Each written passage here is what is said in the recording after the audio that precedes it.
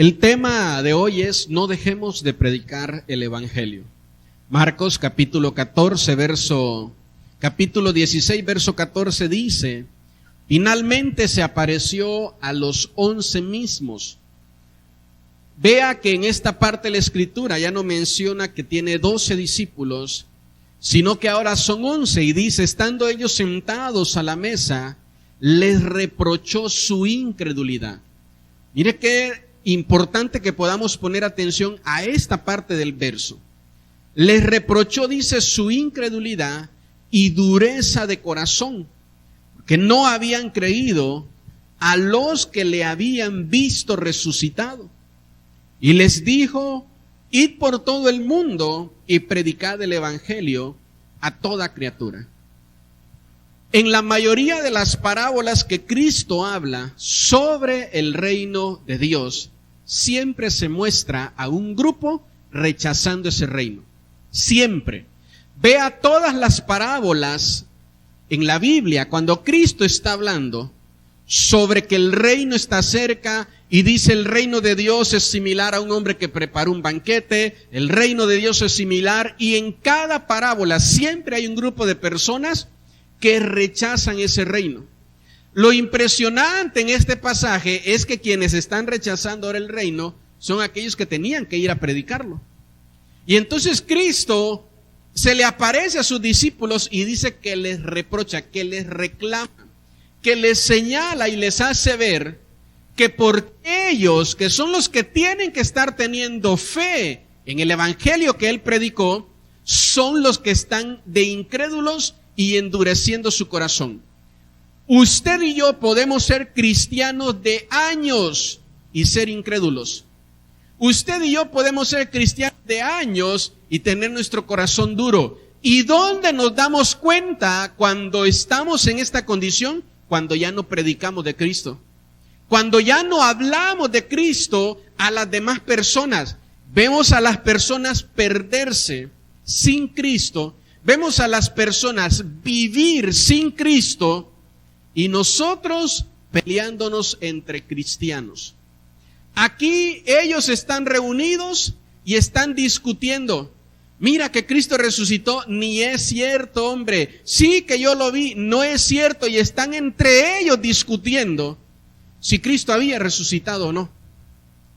Y entonces estamos en la iglesia y estamos discutiendo si hay que bautizarse o no, si hay que casarse o no. Mientras la gente no está escuchando el mensaje de Cristo, el mensaje de salvación.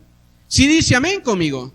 Los frutos de una fe que ha sido dañada, que ha sido afectada, mire, aquí lo podemos ver en este pasaje, es que ha dejado de predicar a Cristo. Cuando tú tienes una fe reciente, nuevecito, tú acabas de llegar al evangelio, tu fe está sana, tu fe está fuerte, a todos les quieres decir que Cristo los ama. A todos les quieres hablar y contar tu testimonio.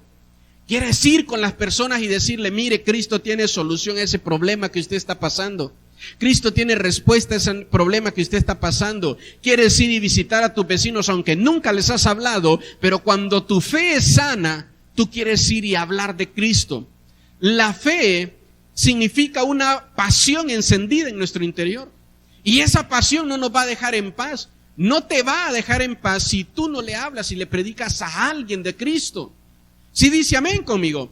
Y eso es lo que vemos aquí con los discípulos. Ellos han sido preparados por el Señor durante 3 años y medio, y ahora que les toca a ellos tomar la estafeta y seguir adelante con la carrera del evangelio, ellos empiezan a endurecer su corazón, ellos empiezan a no tener fe, ellos empiezan a discutir entre ellos, y ya no van y salen y predican. Y Jesús se les aparece. Y mire que lo primero que les dice, ¿verdad?, es: ¿por qué están de incrédulos? ¿Por qué no han creído en todos aquellos que les han testificado de que yo resucité? ¿Por qué no han creído? ¿Por qué estás de incrédulo? Si dice amén conmigo. ¿Por qué tú, que tienes un llamado del Señor, ya no vas a predicar? ¿Por qué tú, que tienes un llamado del Señor, le dejaste de hablar a tus familiares? Te cansaste. ¿Por qué tú, que tienes un llamado del Señor, ya no predicas en tu trabajo? ya no predicas con tus vecinos, ya no le hablas a nadie de Cristo. Lo que sí andas haciendo es hablando de otros cristianos, o hablando de las cosas que tú harías mejor en la iglesia si tú fueras el pastor o la pastora. Si dice amén todavía. Nosotros tenemos que aprender, mire, a llevar el mensaje de Cristo. En algunos casos, el creyente olvida su propósito de haber sido tomado por Cristo. Cristo dice que nos tomó para ahora enviarnos a predicar. Cristo nos tomó, Cristo nos salvó para que ahora nosotros seamos instrumentos de salvación para otro. En una ocasión Cristo, poniendo a prueba lo que les ha enseñado a sus discípulos, aparta a todo el grupo y les dice, van a ir a predicar de 2 en 2. Y pónganme atención a esto. Cuando ellos regresan, le dicen, Señor, los enfermos eran sanados, los endemoniados eran liberados. Y Él les dice, de eso no se alegren. Alégrense de cada uno que recibió el Evangelio y que ahora su nombre está escrito en el libro de la vida. De eso alégrense. De eso. ¿Sabe por qué? Porque en el cielo de eso vamos a entregar cuentas. El Señor te va a preguntar a ti a cuántos tú le predicaste. El Señor te va a preguntar a ti a cuántos tú le llevaste el mensaje de salvación. Él te va a preguntar si en tu escuela le compartiste a algún compañero o te avergonzaste de él. El Señor te va a preguntar a cuántos tú les predicaste de lo que Él hizo en tu vida. Si dice amén conmigo. En el libro de Gálatas, miren el capítulo 1, versos 6 y 7, dice, estoy maravillado de que tan pronto os hayáis alejado del que os llamó por la gracia de Cristo para seguir un evangelio. Mire qué tremendo lo que aquí nos muestra la palabra. El mismo apóstol hablando con los cristianos de ese tiempo en esa ciudad, les dice, me maravilla, no que sean fieles o que permanezcan en el evangelio. Me maravilla que ya lo dejaron. Me sorprende que ya lo dejaron. La señal de que Cristo va a venir es que la iglesia va a predicar como nunca antes su evangelio. La iglesia de Cristo. Por eso yo le insisto a usted, no todo el que es salvo va a ser parte de la novia, porque no todo el que es salvo se está preparando. Y cuando nosotros hablamos de preparación, como lo mencionábamos en la serie pasada, no solamente es ver mi relación con el Espíritu Santo, sino también ver mi relación con la predicación del Evangelio de Cristo. Me motivan sus amenes. Entonces, yo quiero que usted entienda y tenga claro en su corazón esto, que el hecho de venir a congregarnos todos los domingos y apartarnos del Evangelio de Cristo, ¿verdad?, no nos va a nosotros a poder asegurar, mire, esta parte que el Señor nos muestra. El verso 7 dice, no que haya otro, sino que hay algunos que os perturban y quieren pervertir el Evangelio de Cristo. Mire, esta palabra pervertir, si usted la busca en el original, esta palabra pervertir se aplica, ¿verdad?, cuando una persona a alguien con una mente todavía pura, todavía sana, le quiere enseñar cosas incorrectas en su intimidad. Y entonces el Señor dice, ¿por qué lo más íntimo del Evangelio de Cristo están dejando que se los perviertan? ¿Por qué lo más íntimo del Evangelio de Cristo? ¿Cuál es lo más íntimo del Evangelio de Cristo? No son las señales, no son los milagros, no son las liberaciones, sino es mi relación con Cristo. Si dice amén conmigo, esa es la intimidad del Evangelio. Entonces, ya no ores, ya no es necesario. Y eso afecta tu relación con Cristo. Ya no ayunes, ya no es necesario. Y entonces Él dice la palabra, ¿por qué ustedes están dejando que otros, número uno, te perturben, te quiten la paz, empiecen a poner pensamientos en tu cabeza que no son correctos con respecto al Evangelio? ¿Por qué tú lo dejas? Y sabe qué, ponga atención en el verso, ¿verdad?, 6 y 7, donde dice que somos nosotros lo que lo permitimos. Hermano, hermana, eres tú quien lo permite. Eres tú. Hay gente, mire, no sé si ha visto ahorita videos en internet de personas que andan en la calle predicando con una bocina y los golpean, les pegan con palos, con piedras, y aún así no los perturban, aún así no los pervierten, siguen predicando a Cristo. Y algunos, diga conmigo, aquí no hay ninguno. Algunos nadie los persiguió, nadie los apedreó, nadie los señaló, simplemente no los saludaron y ya por eso abandonaron el evangelio. Ya por eso ahora su enemigo no es Satanás, su enemigo son los mismos cristianos. Y ahora los enemigos son los hermanos de tal iglesia. Y ahora los enemigos es el pastor de tal iglesia. ¿Por qué dejas que te perturben y que te perviertan con respecto al evangelio? Nosotros tenemos que ser una iglesia que permanece firme. El libro de Hechos, capítulo 1, verso 3 dice: a quienes también después de haber padecido se presentó vivo con muchas pruebas indubitables, apareciéndoseles durante 40 días y hablándoles acerca del reino de Dios. Cuando Cristo ve que sus discípulos están reunidos discutiendo, peleando entre ellos si resucitó o no, se les aparece, lo primero que hace es reclamarles por qué no están haciendo aquello para lo cual los preparó. Y después de eso, el Señor, mire, se queda con ellos durante 40 días y les empieza a hablar acerca del reino de Dios. Ahorita, este mensaje no es popular. Este mensaje no es bien visto. Ahorita la gente quiere saber cómo liberarse la ansiedad, cómo liberarse los problemas, cómo cambiar a su esposo, cómo cambiar a su esposa, cómo quitarle la rebeldía a sus hijos, cómo tener dinero. Esos son los temas que son populares. Entonces, si alguien, tú ves, ¿verdad?, el título de que en una predicación te dice, pues vamos a predicar, tiempos, ¿verdad?, para orar, y dice, no, esto como que no. Ah, pero si te encuentras un título que dice 10 pasos de cómo encontrar rorro, dices, pues ya tengo rorro, pero a ver si a lo mejor me faltó un pasito, pues me voy a meter a ver cuáles son los pasos. Si alguien te dice, ¿verdad?, que hay alguna manera mágica de que te vaya bien, entonces eso sí es lo que nosotros queremos. Hermanos, no tenemos nosotros que poder apartarnos del Evangelio de Cristo. El Evangelio de Cristo nos ha comisionado a una misión.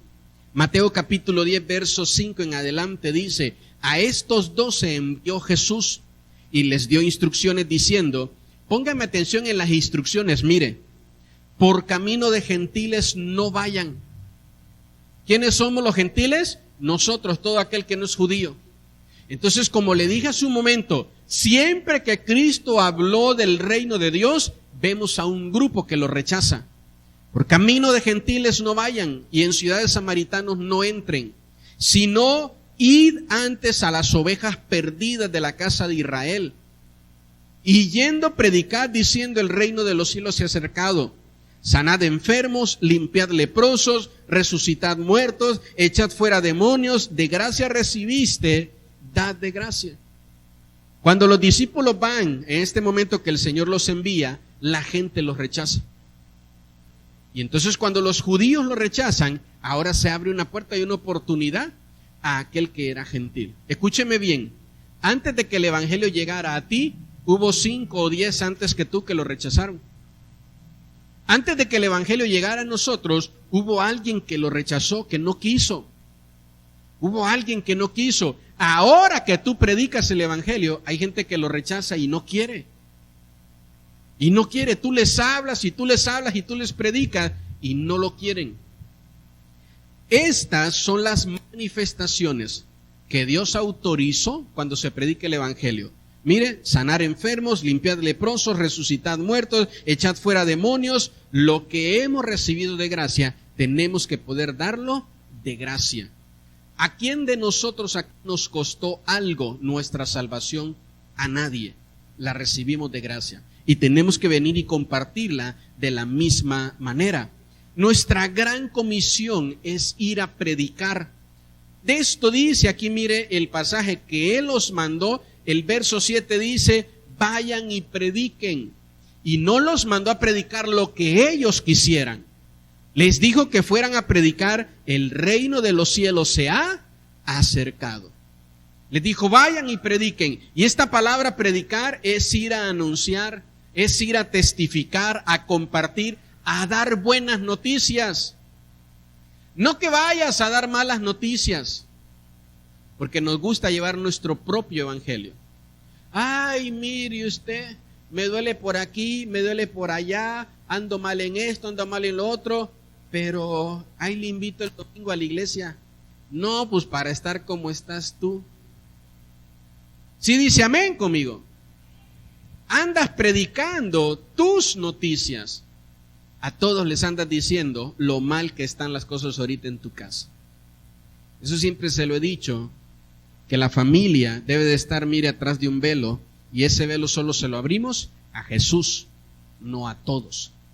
Es que mi papá, es que mi mamá, es que mi esposo, todo el mundo sabe tus problemas, todos los conocen. ¿Verdad? Va tu esposo sin deberla ni temerla y la gente dice, hay veces sinvergüenza, porque ya tú le dijiste que es un sinvergüenza. Tus papás sin deberlas ni temerlas, ¿verdad? Y tus hijos hablan mal de los papás y dicen, ahí van esos sinvergüenzas.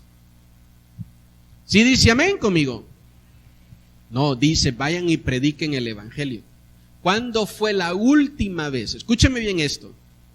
Que tú le predicaste y le hablaste a alguien de Cristo y que en ese momento de hablarle oraste por él y recibió sanidad, recibió liberación. ¿Cuándo fue la última vez? Porque si tú nunca has tenido esta experiencia, te estás perdiendo de lo que el Señor nos ha comisionado y debes de tenerla.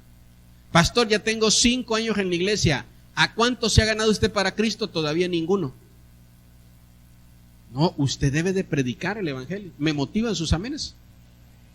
Pastor, ya llevo un montón de años leyendo la Biblia. ¿A cuántos le has predicado la palabra? Todavía ninguno. ¿Sabe usted que hay gente que en medio de sus problemas le prometió al Señor, le dijo, Señor, te voy a servir? Y ya que el problema se quitó y se terminó el problema, te seguimos esperando, manita. Te seguimos esperando, hermano. Me motivan sus amenes. ¿A cuántos les has predicado el mensaje del evangelio de Jesucristo? Él dijo que les iba a dar un mensaje. Y mire, el evangelio de Cristo tiene que tener un fundamento en la palabra del Señor. Póngame atención a lo siguiente que le voy a enseñar.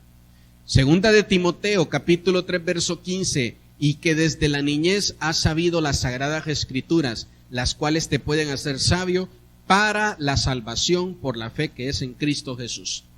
Muchos hijos cristianos no han sido evangelizados. Los hijos cristianos van a la iglesia por obligación de acompañar a sus papás. Pero cuando uno les pregunta, ¿quién es Cristo? Pues no sé. Cuando uno le dice al hijo, ¿verdad? O a la hija, Jesús es tu Señor, Jesús es tu Salvador, dicen, pues no sé. Tú tienes una relación con Cristo, pues no sé. Cuando los hijos cristianos pasan a participar de la Santa Cena, no saben ni entienden lo que están pasando a hacer. Porque nosotros como papás, mire, tenemos que evangelizarlos. Nuestra primer labor como padre es evangelizar a nuestros hijos. No quieras que esa tarea sea para el pastor o para la iglesia, es para usted. Es para usted como papá y como mamá, aunque no digan amén. El evangelio que tenemos que predicar es el evangelio donde Cristo es el centro. Juan capítulo 14, verso 6 dice, un pasaje conocido por todos, Jesús le dijo, yo soy el camino, la verdad, la vida. Nadie viene al Padre si no es por mí. Cristo debe de ser el centro del evangelio. Cristo debe de ser el centro de la salvación. Cristo debe de ser el centro de la libertad, de la sanidad. Si dice amén conmigo. El evangelio también que restaura, como lo dice Gálatas capítulo 6, verso 1. Hermanos, póngame atención en esto, porque yo no sé si algunos tienen borrado este pasaje en su Biblia. Hermanos, si alguno fuera sorprendido en una falta, dice aquí, hablen mal de él, córranlo de la iglesia, ya no puedan confiar en él, ya no puedan seguirle, ¿verdad? Hablando ni viéndole como su hermano en Cristo. Dice, ustedes que son espirituales, restáurenle con espíritu de mansedumbre, considérate a ti mismo, no sea que tú también seas tentado. Cuando un hermano cae, póngame atención en esto, cuando un hermano cae, después de caer, lo que ese hermano revela es que esa iglesia no era espiritual. Dice ahí, ustedes que son espirituales, restáurenle. Pero si nosotros como iglesia vemos a un hermano que cae y lo primero que hacemos es terminar, ¿verdad?, de dañarle en vez de restaurarle, lo único que está revelando esa caída es que esa iglesia, que nosotros, que ese pastor, no somos espirituales. Eso es lo único que está revelando. Entonces, una caída no revela que una persona es pecador, eso ya lo sabemos todos. Me motivan sus amenes. Yo soy el único aquí, pues ¿dónde me vine a meter? Que un hermano falle no revela que es pecador, eso ya lo sabemos. Que un hermano cometa un error no revela que ese hermano tiene errores, ya lo sabemos. Que un hermano cometa un pecado no revela que ese hermano le esté faltando espiritualidad. Que un hermano cometa un error revela, ¿verdad?, que la iglesia que le restauró es una iglesia espiritual. Que un hermano cometa un error revela que la iglesia que lo acusó, que lo señaló, no es una iglesia espiritual. Nosotros tenemos que ser claros, porque este es el evangelio que el Señor nos manda a llamar. Usted no tiene idea cómo me da tristeza cuando algún hermano, cuando algún líder me exige que corrija a alguien, que lo quite de su puesto, de su lugar, cuando comete un error o cuando comete un fallo. Todos aquí cometemos errores. Me motivan sus amenes. Y lo que se está esperando es la restauración. Eso es el evangelio. No que ya, bueno, pues ya, pues muchas gracias. Mientras actuaba bien, hermano Oscar, pues éramos amiguis, ¿verdad? Pero ya que él falló, ya no queremos saber de usted. Entonces nada más lo estábamos utilizando. Nunca nos importó, nunca nos interesó. Porque ahora que de verdad necesita nuestra ayuda, nuestro apoyo, empezamos a señalarle y atacarle. Si dice amén conmigo. Entonces, ¿sabe qué? Todos nosotros somos bien difíciles y bien complicados. Todos tenemos una parte complicada. Todos, por más bien que nos querramos portar, siempre va a haber un momento donde demos problemas, donde demos guerra. Siempre hay un momento difícil. Y qué bendición es tener hermanos espirituales que nos ayudan, que son pacientes y que nos enseñan el evangelio, que es la restauración. Eso es el evangelio de Cristo.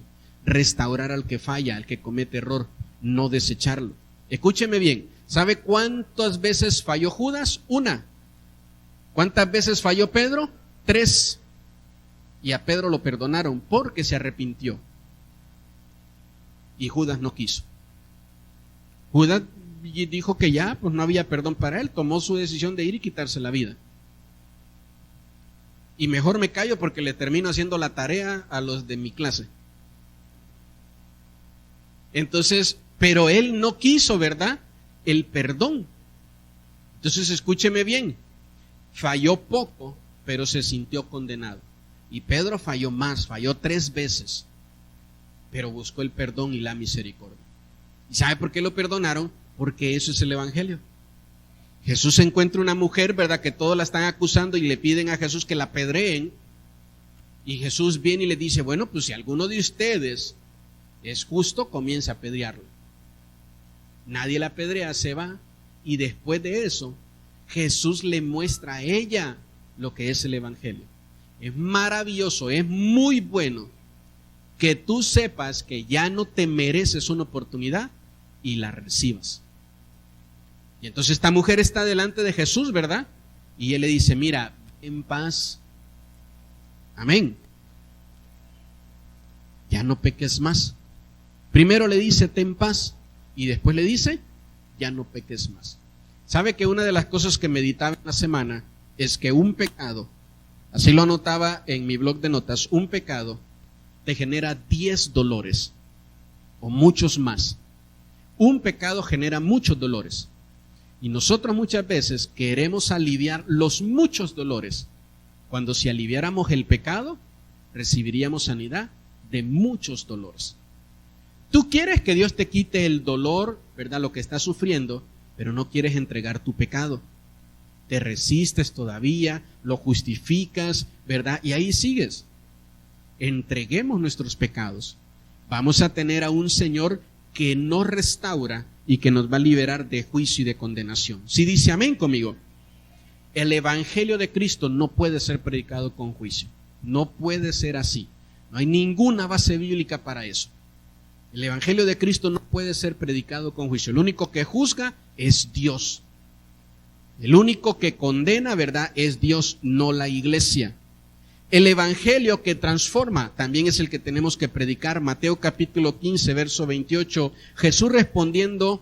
Entonces respondiendo Jesús dijo: oh mujer, grande es tu fe, hágase contigo como quieres. Y su hija fue sanada desde aquella hora. El evangelio que predicamos tiene que ser un evangelio que transforme y que cambia la vida de las personas. Entonces no puedes seguir siendo el mismo, no puedes seguir siendo la misma. Tienes que dejar que Cristo cambie tu vida. Tienes que dejar que Cristo cambie tu vida y que todos los que te conocían por peleonera se den cuenta que ahora ya no peleas. Mire cómo ninguna dijo amén, ¿verdad? Entonces mejor no les digo antes de que peleen conmigo al final, ¿verdad? Entonces la gente que te conocía, ¿verdad?, por mentirosa, por mentiroso, por borracho, la gente que te conocía, ¿verdad?, por muchas cosas malas, de repente ve que ya no las practicas. Pero cuando seguimos siendo los mismos, no llama ninguna atención. Entonces tenemos nosotros que saber que es un evangelio que también sana. Diga conmigo, sana.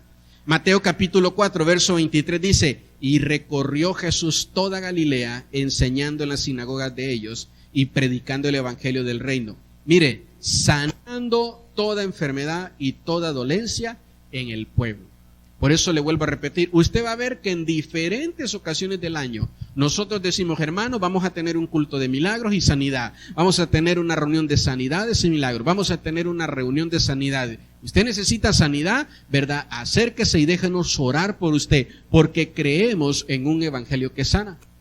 Ahora, escúcheme bien esto, por favor, que esto era lo que Jesús le enseñaba a sus discípulos. Tú puedes ahorita sanarte de una enfermedad, ¿verdad? Y el que te sanes de esa enfermedad no significa que ya no te vas a morir. Todos en algún momento vamos a morir. Entonces lo importante siempre primero es la sanidad del alma, antes que la sanidad física.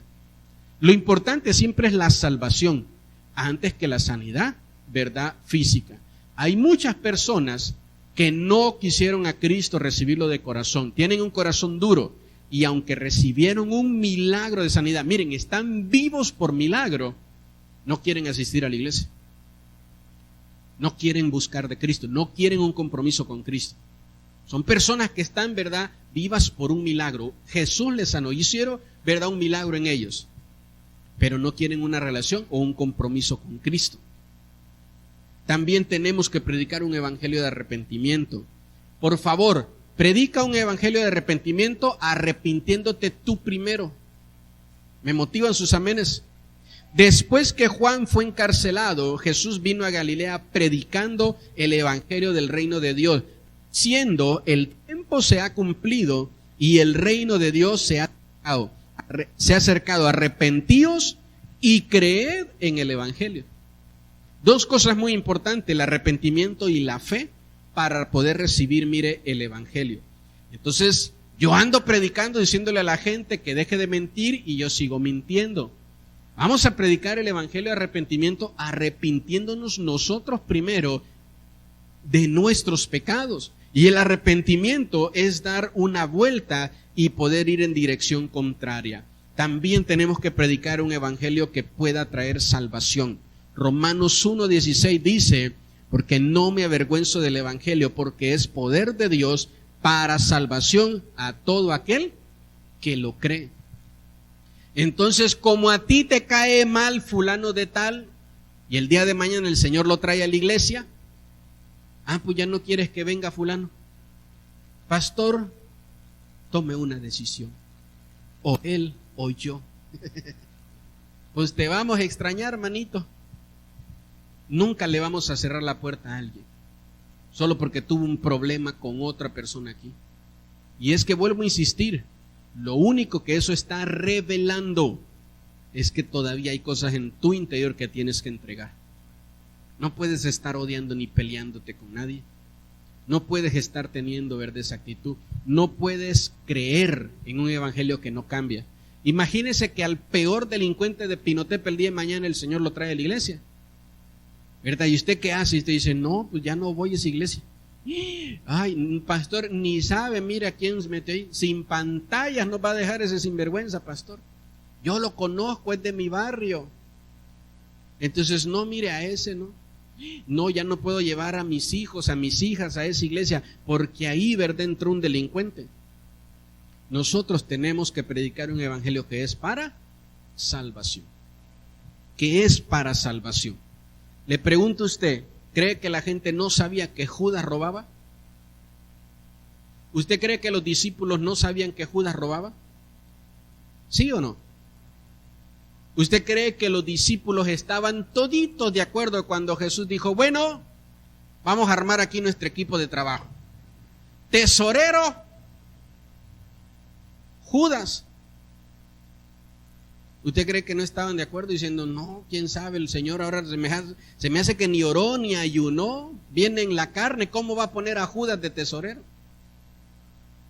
Entonces los discípulos decían, la hermana fulanita trajo una ofrenda de 4 monedas. Y cuando el Señor le dice a Judas que compre alimento para nosotros, solo hay 3 monedas. Señor, o corres a Judas tú o lo corremos nosotros. ¿Usted cree que Jesús no estaba enterado de todo esto? ¿Usted cree que había paz entre los discípulos al saber, ¿verdad?, las cosas malas que hacía cada uno? Claro de que no.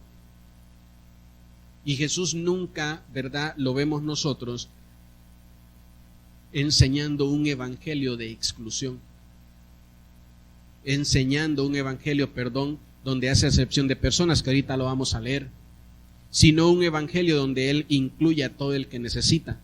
Mateo capítulo 24, verso 14 dice, será predicado este evangelio del reino en todo el mundo para testimonio a todas las naciones y entonces va a venir el fin. El Señor nos llama a predicar a toda criatura. Dice Juan capítulo 3, verso 15 al 17. Para que todo aquel que en Él crea no se pierda, mas tenga vida eterna.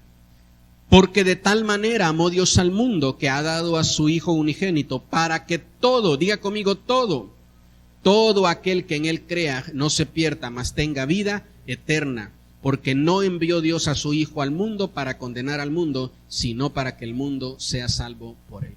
Escuché a un pastor en un pedacito de video, que él dice que a su iglesia llegaba un joven y el joven empezaba a servir en la iglesia. Dijo, yo quiero servir en la iglesia, yo quiero hacer algo, pastor, yo quiero que el Señor use mi vida. Por mucho tiempo le serví al diablo, ¿verdad? Y ahora quiero servirle al Señor. El pastor dice que lo pusieron a servir dentro de la iglesia y que en una ocasión la abuelita de ese joven fue a visitar la iglesia.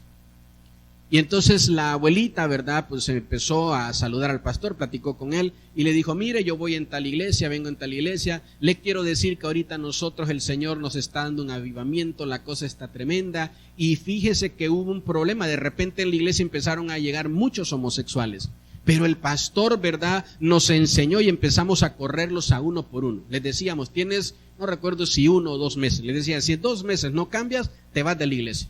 Si en 2 meses no dejas tu problema de homosexual, te vas de la iglesia. Y entonces el pastor dice que le escuchó, ¿verdad? Ya cuando termina, que le dice, bueno, hermana, pues yo también quiero decirle a usted que nosotros nos sentimos agradecidos y contentos de que en nuestra iglesia su hijo esté sirviendo. Y quiero decirle que su hijo, ¿verdad?, nos ha abierto su corazón y nos ha dicho que tiene problemas con el homosexualismo. Y aún así, aquí lo tenemos sirviendo. Pero qué bueno que me acaba de decir, para hablar con su hijo y decirle que tiene 2 meses para cambiar o lo corremos de la iglesia. Y que la hermana dijo, no, pastor, ¿cómo va a hacer eso? Y el pastor dice al final, cuando le pones cara al pecador, ya no ves las cosas de la misma manera. Cuando la cara de ese pecador es de tu hijo, es de tu esposo, es de tu papá, de tu mamá, cuando ya no es alguien, ¿verdad?, desconocido, cuando la cara de ese pecador es alguien de tu familia, ya no estás pidiendo lo mismo para esa persona. Por eso tenemos nosotros que aprender. Cristo vino a morir por todos. No solo por los que tú amas, también por los que tú odias, por los que tú no aceptarías, por los que tú rechazarías. También por eso vino a morir Cristo. Y nosotros no podemos volvernos una iglesia de élite y estar diciendo, este entra, este no entra, este sí, este no, este sí, este no. Aquí entran todos, el que quiera. El que necesite de Cristo es bienvenido a este lugar. El que necesite de Cristo es bienvenido a este lugar. Y nosotros tenemos que aprender a tener claro eso en nuestro corazón. Un día fuimos alcanzados porque alguien no dejó de predicar. Escúcheme bien, ¿cuántas personas en estos 2 años, 1 año, 3 años que llevas sin tú predicar, cuántas personas no han sido alcanzadas porque tú ya no predicas? ¿Cuántas personas han pasado por tu negocio, por tu trabajo y no les has predicado? ¿Cuántas personas pasaron, verdad, en ti, que estuvieron, fueron tus amigos durante un tiempo y ahora ya no están? Ya tuvieron que tomar otro rumbo, otra dirección, ya no están contigo, pero nunca les predicaste. ¿Cuántas personas, verdad, nosotros hemos dejado de predicarle? Estamos en la era, esta era que estamos viviendo, este tiempo que estamos viviendo, se le llama o se le conoce como la era de la ansiedad y la depresión. ¿Y sabe qué es lo que más genera ansiedad y depresión? No tener ningún propósito de vida. Estar nada más ahí, como bulto, y no hacer nada con tu vida. Eso te genera ansiedad y eso te deprime. No podemos ser una iglesia deprimida. Tenemos que ser una iglesia que vaya y predique. Que vaya y predique, que vaya y predique, que vaya y hable de Cristo en estos tiempos que estamos viviendo. ¿Sí dice amén conmigo? Hechos capítulo 10, verso 34 dice: entonces Pedro, abriendo la boca, dijo: en verdad comprendo. Fíjese bien la conclusión de Pedro, después de que anduvo varios años con Jesús y que ahora se pone a predicar. No estamos en el capítulo 1 ni 2 de Hechos, a los inicios de la iglesia. Ya han pasado varios años y hasta este momento, dice Pedro, en verdad comprendo que Dios no hace. ¿Que Dios no hace qué, iglesia? Porque los que Pedro pensaba que no tenían que ser parte de la iglesia, estaban empezando a ser parte de la iglesia. Y entonces Pedro se da cuenta y dice: ahora de verdad. Antes sí decía que yo lo comprendía y todo para no quedar mal ahí cuando preguntaban en la escuela dominical. Yo decía que sí entendía, pero en realidad no lo estaba entendiendo. Y entonces mire, dice Pedro: ahora sí es diadevis, ahora sí de verdad comprendo que el evangelio es no hacer acepción de personas.